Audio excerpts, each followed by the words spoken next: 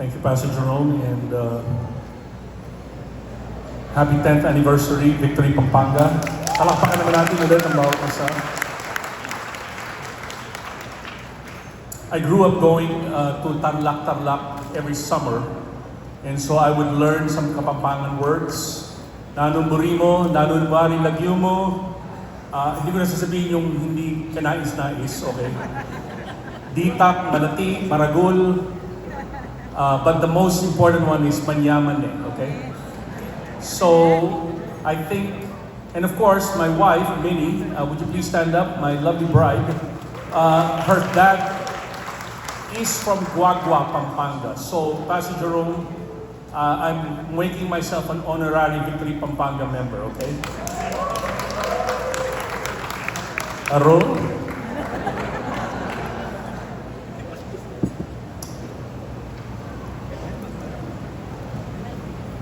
When the Spirit of God was poured out, and Jesus said, "You're going to be my witnesses," He says, "You're going to be my witnesses in Jerusalem, Judea, Samaria, and the ends of the earth."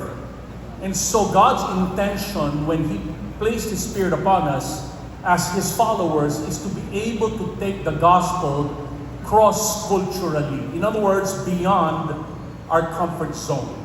And my question to you is, to what extent are you willing to go out of your comfort zone to bring the good news of the salvation in Christ so that people might know Him? One of my early stories as a young pastor was way back in 1990. My father had just died.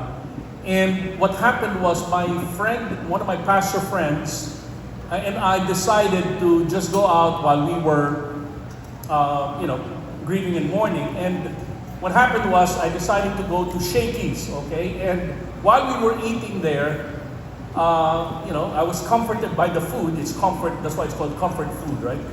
Anyway, we find out a few days later, I treated my friend. We won 2 free tickets to Hong Kong, okay? So, I didn't even know that. Okay, so long and short of it, we went to Hong Kong. And while we were in Hong Kong, we thought, my friend and I, Pastor Oli Reyes, okay, just so you alam ni Pastor Junior, naisip namin, gamitin naman namin yung pagkakataon niya to bring the gospel. And the way we could do that was by smuggling Bibles into China. Okay, because Shenzhen is right beside Hong Kong. Long and short of it was, we met with a group of people, and then there was a briefing, because when you take Bibles, there's a risk na baka ma-discover kahit hindi ka naman huhulihin, pero kukumpiskahin yung mga Bible. And so when we were praying, my friend Oli and I were very full of power, full of faith. Lord, we bind the powers of the darkness and blind them, Lord. So, para mas-smuggle namin yung Bible. Yung mga kasama namin ng ibang mga bansa, very broken. Lord, have mercy, on the Chinese people, let them have the Bible. Anyway, pagdating na doon sa x-ray machine, pagkadaan ko, sabi nung inspector, open! So lahat ng Bible na dala-dala ko na kumpiska. Yung mga nag-pray na very humble, nakalusot mga kapatid. So parang na-realize ko, masyado yata kaming gung-ho, kaya sorry. But that's not the main point. The main point, of course, the irony was this. I'm actually on the board of trustees of Touch Life Global, which prints all kinds of Bibles. Some of them we actually even use here. NIV, ESV, CSV, and all that. Guess where it's printed? Okay? Nanjing in China. Okay? So in other words, ini-smuggle namin nun, piniprint na ngayon. But that's not the main point of the story. The main point was when we were hungry, we decided to eat dim sum, and of course, Hong Kong is well known. Alam naman natin yung masarap na pagkain. So, while we were waiting for our order, dumaan po yung dim sum cart, and there was this lady who was the waitress. And when she passed by, I asked, excuse me, maybe I was thinking Hong Kong is, of course, British colony. So tinanong ko, excuse me, is this chicken dim sum? And the lady started just speaking in Cantonese, and I couldn't understand it because, I didn't know Cantonese. So after a while, I figured, oh no, we're hungry. How do we communicate to her that we were wanting chicken dim sum?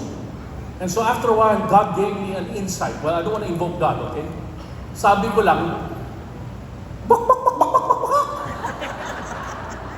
And the lady, sabi, and so yung sunod, mga kapatid, nakakain ako ng chicken and pork dim sum. Hallelujah, okay? Okay. Totoo to, hindi to loko, okay? We're going to look at a scripture today that shows how the gospel went beyond the borders of where people were comfortable. And we're going to look at the book of Acts, chapter 11, starting in verse 19 to 26. And I'm going to read the text and then make some comments, which I hope and I trust will speak to you because this is God's word. Acts 11, verse 19 says this, "Now those who were scattered because of the persecution that arose over Stephen traveled as far as Phoenicia and Cyprus and Antioch, speaking the word to no one except Jews.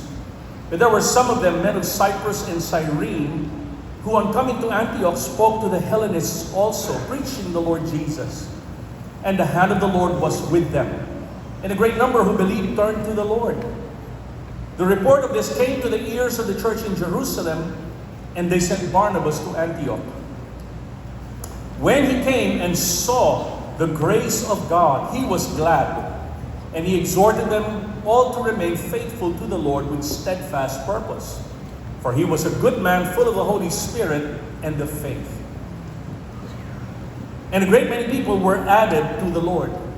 So Barnabas went to Tarsus to look for Saul, and when he had found him, he brought him to Antioch. And for a whole year they met with the church and taught a great many people. And in Antioch the disciples were first called Christians." Acts 13, verse 1, "Now there were in the church at Antioch prophets and teachers, Barnabas, Simeon, who was called Niger, Lucius of Cyrene, Manaen, a lifelong friend of Herod the Tetrarch, and Saul.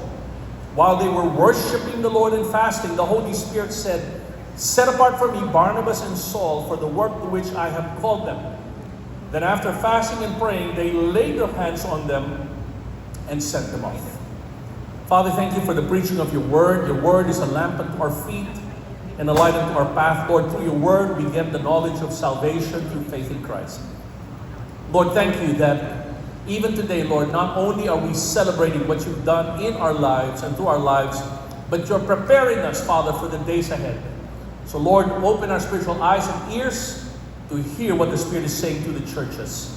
In Jesus' name, amen. You know, the church, this is Antioch, and in a way we can consider the church in Antioch, at least that's my interpretation, as an accidental church plant. Why? Because what happened was the disciples had been fleeing from the persecution that was happening in Jerusalem after Stephen was martyred in Acts 6 and 7. So nagtakbuhan po sila kasi nga na-martyr po si Stephen, and they were afraid, obviously, of being put in prison or even dying.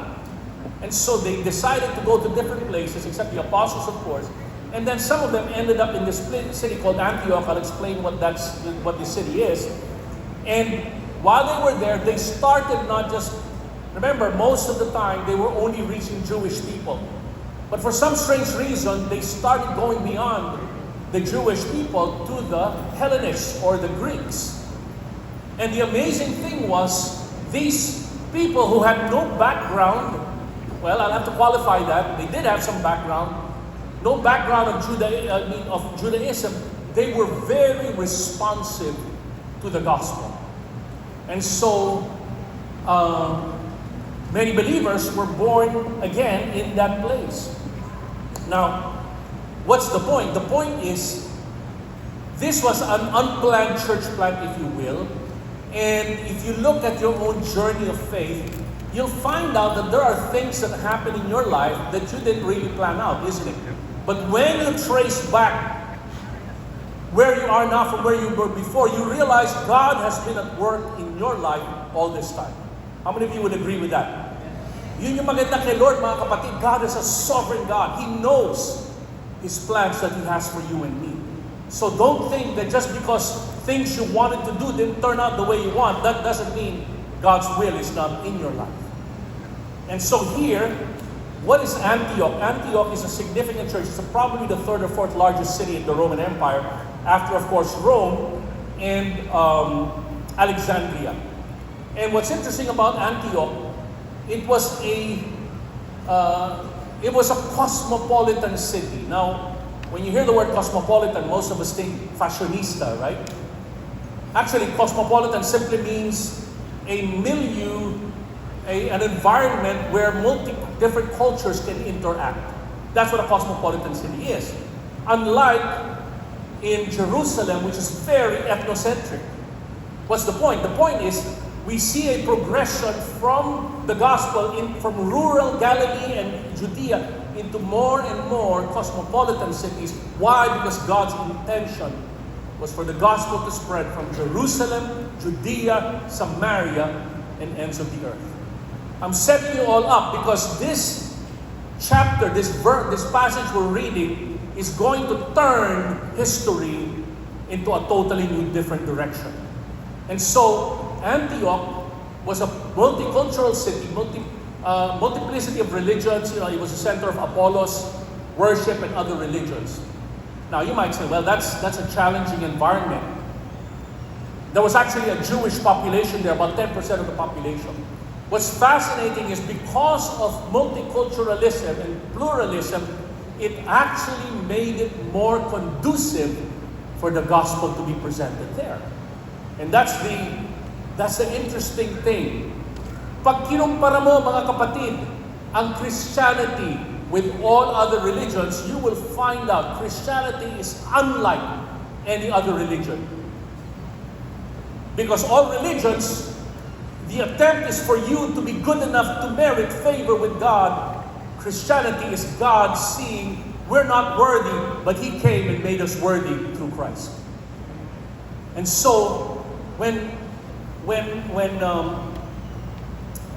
Barnabas saw, that's an interesting phrase. He said when he saw what was happening, he saw the evidence of the grace of God. And I think that's a very good question to ask us in our churches. Can people see the grace of God in our lives? How do we know that God's grace is evident? That's an important question. Now, definitely there's the evidence of God's grace in my life because my wife's name is Grace, by the way. Okay? So, when he saw the grace of God, he encouraged them to remain true to the faith, but he said, I know these people. They called Barnabas, by the way. Barnabas was from Jerusalem. This is a new phenomenon. Diba? Hindi na mga Jewish people to, mga Greeks na, mga Gentiles na, more and more. And so they wanted to investigate, ano ba itong nangyayari na to? And they sent Barnabas. Barnabas saw the evidence of the grace of God, and he was encouraged. He told them to remain true to the faith, but he did something else. You know what he did? He looked for Saul of Tarsus, and he brought him to him. And for 1 year at least, actually the commentators say more than 1 year, probably up to 7 or 8 years, he began to teach. They began to teach the disciples the Word of God.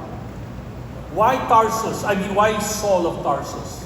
If you remember from Acts chapter 9, he was a persecutor of the church.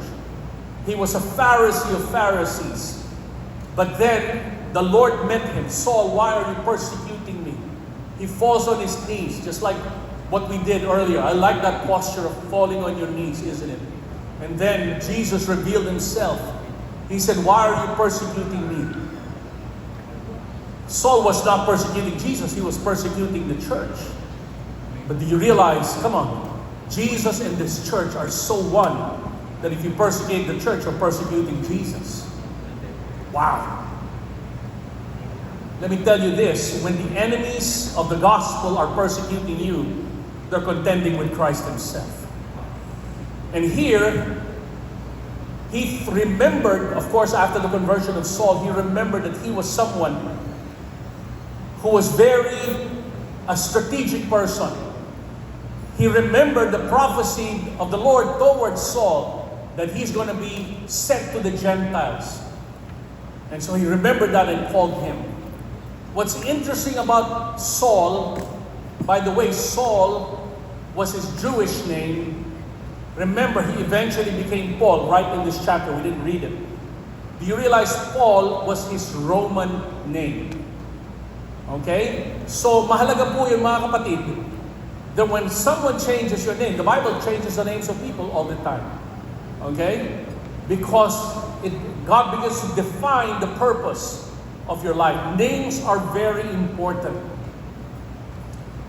And so Paul was his Roman name, and as a Roman citizen, he had a distinct advantage to be able to go to all the Roman Empire to begin to preach the gospel. So anyway, they taught the disciples, and then, as we read here, this unfolding of activities began to bring about an expansion of the kingdom. And that's what I want to share with you in the remainder of my time. When you look at God's grace, the grace of God was evidenced by the Spirit's activities in the church. And I'm going to share with you 4 spiritual workings of the Spirit in the story that we read. And my hope is that it is already happening in your churches. And not only is it happening, it's going to happen more and more. So I want to share with you 4 workings of the Spirit that was the evidence of the grace of God in the life of the church. And may it be, whether your church, I know, I looked at the list of churches. Tama ba? 100 churches na ba, Pastor? Pati dinalupihan, kinonquer niyo na, di ba? Paano ba yung Pastor Ross? Kinuha na yung dinalupihan, okay? Sinama na, okay?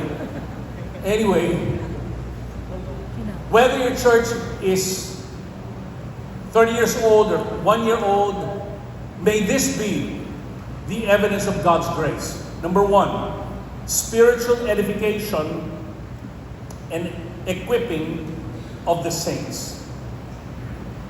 Let me see that. Spiritual edification and equipping of the saints. Notice the name of the list that was given in Acts chapter 13.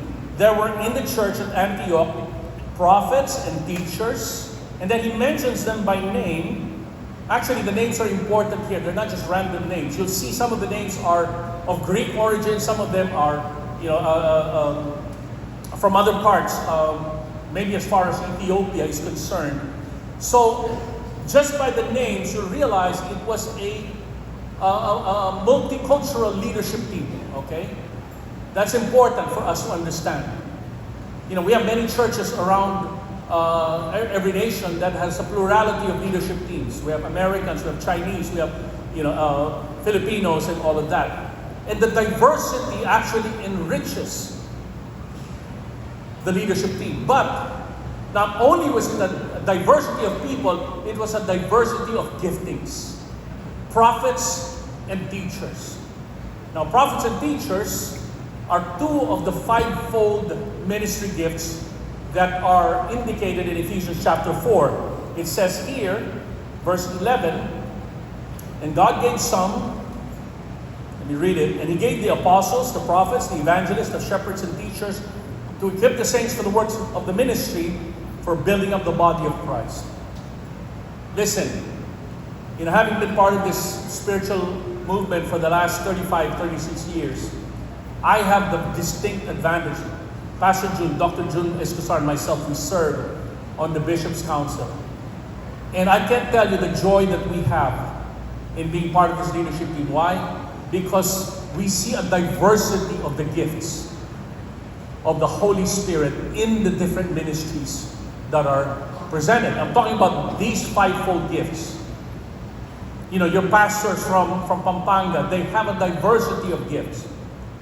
And I know sometimes you like this favorite, you like the preaching of this pastor or that. Don't try to compare them. Appreciate their giftings. Why? Because the 5-fold ministry gifts help equip you or prepare you for the works of service. Are you here? Now, this is interesting because prophets and teachers, that's significant as well. Prophets represent Many times, not just the prophetic ministry, but spirit empowerment teachers, on the other hand, represent the strength of the Word of God, isn't it? So it's like spirit and Word. Of course, the evangelists, the apostles, and the teachers also, and the pastors do that. But I want to focus on one particular word that is relevant for us. Yes, edification means strengthening, but the key word I want to dwell on is the word equipping. Say that word with me, equipping. What does equipping mean? Equipping, most of us, when we look at this word, we think of training. Okay? And certainly it's training. How many of you appreciate our small group ministry in the church? Come on. L113, all the equipping that you're doing. That's equipping. That's training. Yes, it's teaching you how to use the word, how to share the gospel, how to start a small group. Those are part of equipping. But when I studied this word, I found it to be a much richer word than simply training. The word actually, I'm going to say it in Greek, but you don't have to learn Greek, okay? I'm not a Greek scholar, so I'm not trying to impress you, but I want to help you understand the sense of the word. The Greek word is katartismos. And the word means this. It means to bring into proper alignment so that it can function. And the word is used at least in two ways. One is to set a bone that's been broken so it can heal and be used again. The other one is to mend a net that's been ripped. Such a rich word. Think about your own journey in your Christian life. Have there been things when you look back that perhaps were broken? And when you look at God's journey and working in your life, mukhang may inayos si Lord, hindi ba? We have a wonderful member of our church, and she and her husband were married. The son the man is the son of Pastor Jojo Henson. I don't think they'll mind me saying this because they're part of our church. He and his wife, when they were married, wonderful wedding. Soon after that, the wife became pregnant. And after a few months, so lumalaki na yung tiyan, I don't know how many months, but unfortunately, she suffered a miscarriage. And after that miscarriage, needless to say, she was heartbroken. And she was pouring out her heart to God. And she described it this way, kasi sinishare niya yung testimony niya, okay? So she shared it publicly, so I don't think she'll mind me saying this. She was pouring out her heart to God. She was imagining carrying a baby in her arms. And she was saying to God, Lord, how I long to have my baby in my arms. And the Lord was comforting her, but then dropped this thought that took her by surprise. And the thought was this: daughter, I know you're grieving and wanting to your arms to hold the baby, but do you realize that there are so many babies without arms of mothers to hold them? Whoa. That really took her by surprise. What was God speaking to her? Long and short of it was, God was putting it in her heart to be willing to adopt a child. You know what's amazing? She talked to her husband, and after a short time of praying and seeking God, they decided to adopt. And so they had a baby. After some time, she gets pregnant again, and now they have another baby, this time natural born. And another one. So they actually have 3 children now, 1 adopted and 2 by natural birth. How many of you know she loves all of her children? Come on. Whether adopted or natural born. Hallelujah. Okay? But that's not the end of the story. When she went through the adoption process, she began to sense God telling her not just to adopt, but to be involved in helping parents can children be adopted? And so she started an adopting agency, not an orphanage. According to her, ang dami na palang orphanage dito, mga kapatid. But adopting agencies help match parents, okay, to children. And as far as I know, in Victory Church alone, in the last 2 to 3 years, 8 of the children have already been adopted by pastors and other parents from Victory. Hallelujah. Come on. That's a work of God's grace. She was able to start an adopting agency out of that brokenness of having lost a child. By the way, and this is, I don't want to have to say this, she was able to understand a lot of cyber sex and human trafficking, sex trafficking was happening for orphanages. In Christian Philippines, we are one of the worst countries when it comes to cyber sex crimes and sex trafficking. Come on, how many of you know this nation needs to be changed? And it comes from equipping and edification of the saints. Come on, let's give the Lord a hand for that. Amen? In fact, if I could just add one last point. She said that normally, if a child doesn't get adopted by 8 to 9 years old, halos wala na mag-a-adopt na. So many of these children grow up in orphanages, and by the time they're 18, they have to be released without having experienced being in a home with parents.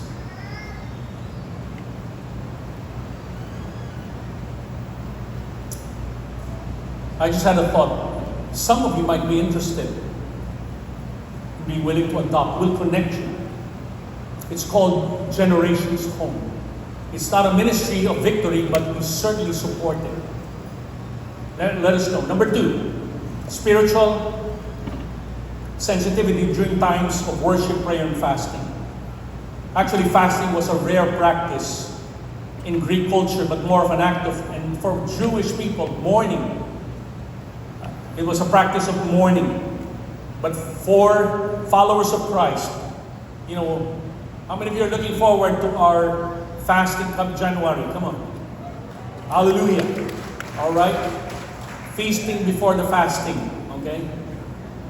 Some of you just look at it as a time to diet. Okay? Read Pastor Joey Bonifacio's book, The Mystery of the Empty Stomach. Okay?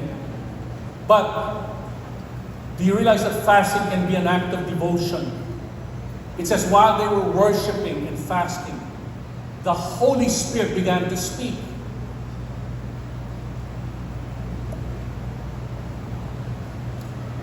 Worship, prayer, and fasting are devotional practices, but they accomplish great things.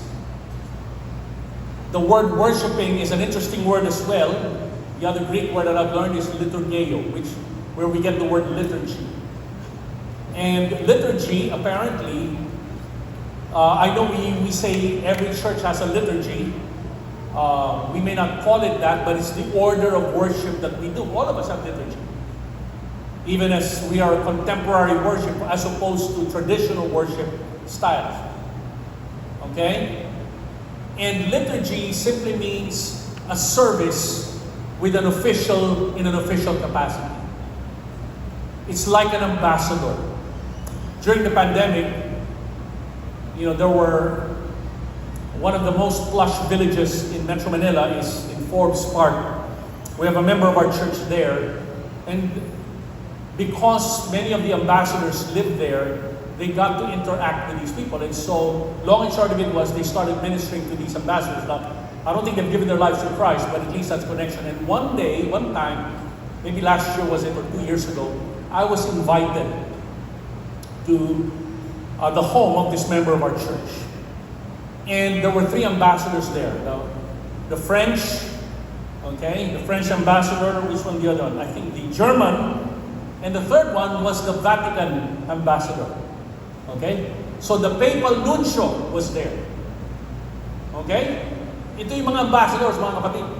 In fact, nung prayer time na sinabi ko dun sa papal nuncio, syempre, kayo na po ang magdasal. I mean in English.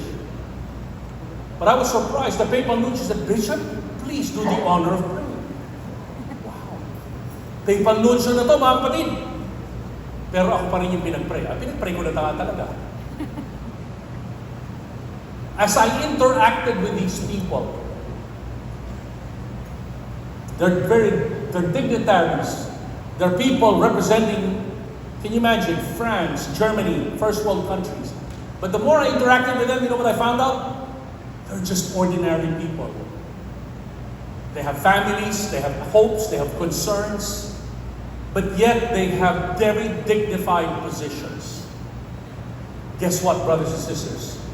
We're just ordinary people, aren't we? Come on. But we are ambassadors for Christ. Hallelujah. Come on. We are people who have dignified positions. Remember, we are a royal priesthood, a holy nation. Don't underestimate. I've had the privilege of meeting 4 of the last 5 or 6 of our Philippine presidents. I've actually had a chance to prophesy even to one of our presidents. Wonderful honor. And let me tell you, you have the privilege, come on, of going before the King of Kings and the Lord of Lords. Come on, when you pray, when you worship, when you fast, come on. You have the opportunity. Number 3, I'll move quickly. Spiritual direction for kingdom deployment. When they fasted and prayed, they heard the Holy Spirit say, set apart for me Saul and Barnabas to the work I've called them. They began to have direction. What's interesting is, they didn't really know exactly the nature of their assignment. All they said was, the Holy Spirit said was, kailangan paalisin nyo na si Saul at si Barnabas. And so, they didn't really know where they're going. But as you read the rest of the story, the book of Acts, you'll see assignment after assignment. And can I tell you this, brothers and sisters, how many of you are seeking direction from God? Come on, all of us need direction, isn't it? You may not have everything you need, but God always leads you enough so that you can follow Him. And some of the path that He has for you will only come as you make that step of faith. You know what that makes Christianity? It's an adventure. Hallelujah. Come on, the Bible says the path of the righteous is like the bright dawning of the day. It shines brighter and brighter and brighter. If you walk the path of righteousness, come on now, it will lead you to life. Hallelujah. Okay? So don't be afraid. If you don't know where you're supposed to go, whatever you feel the leading, then make through and push through with it. And so in the words, remember, what were they doing? They were praying and fasting. And the Lord said, set apart. By the way, you know what the significance of this is? When Saul and Barnabas, and then he became Paul, started venturing out, this began the first of 3 missionary journeys that the Apostle Paul had, based from Antioch.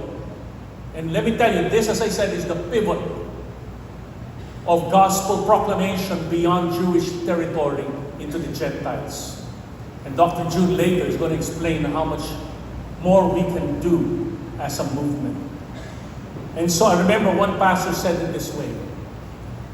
Remember, all they were doing was having devotion, worshiping, fasting.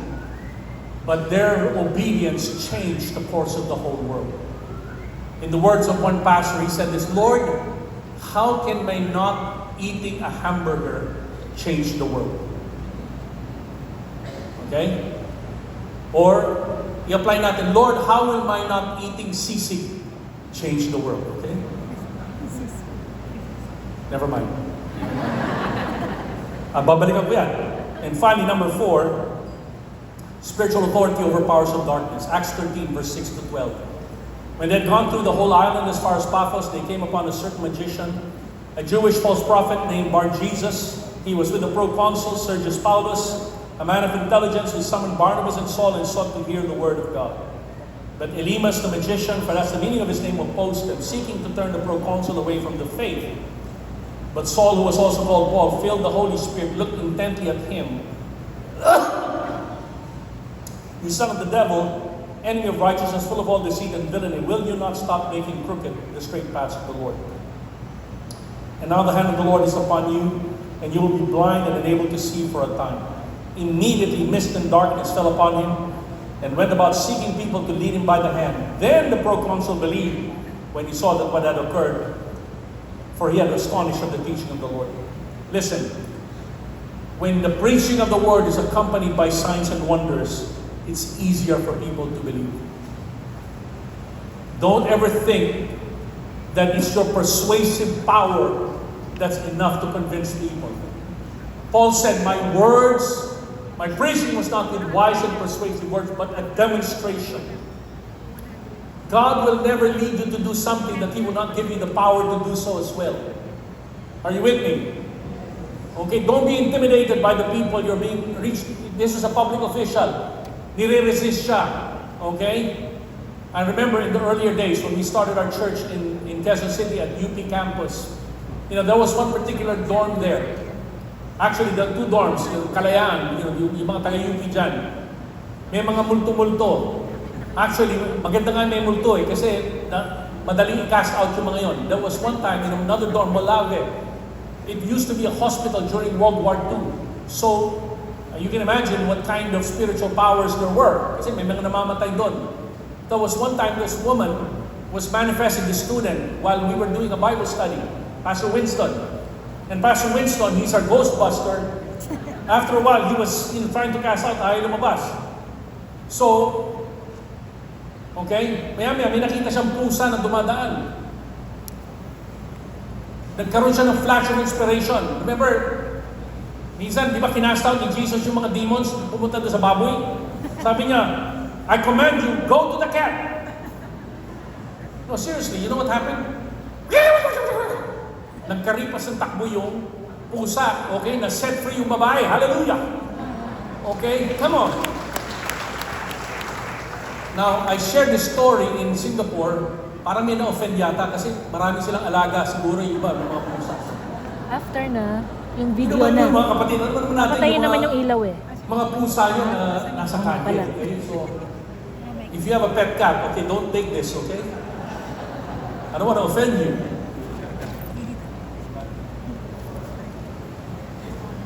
I want to just close. As I said, when you think about what God did in Antioch, the dynamic of the Spirit's activity, strengthening, edifying, equipping, worship, devotion times, brought forth an expansion of the kingdom. And I want to say this to you as Victory Pampanga. In the next decade of your church, Pastor Jerome already told me some of the church plans that you're planning. It's good, spread all over. I mean, can I tell my father-in-law, we're going to plant a church in Guagua? Pwede na ba yun, Pastor Jerome? Okay, Guagua is one of your towns, come on. Para naman dun sa bayan niya. Actually, his father, may taga-Guagua ba dito? Okay. Actually, his father was one of the congressmen there. They're putting up a statue of Amado Yuson, congressman, to honor him. But beyond even Pampanga, God is preparing you, to bring the gospel to many parts of the world. Amen? Let me pray for you. Lord, I thank you that you have strengthened and built up this church. Lord, what an amazing thing. In the last 10 years, a dozen churches have been birthed.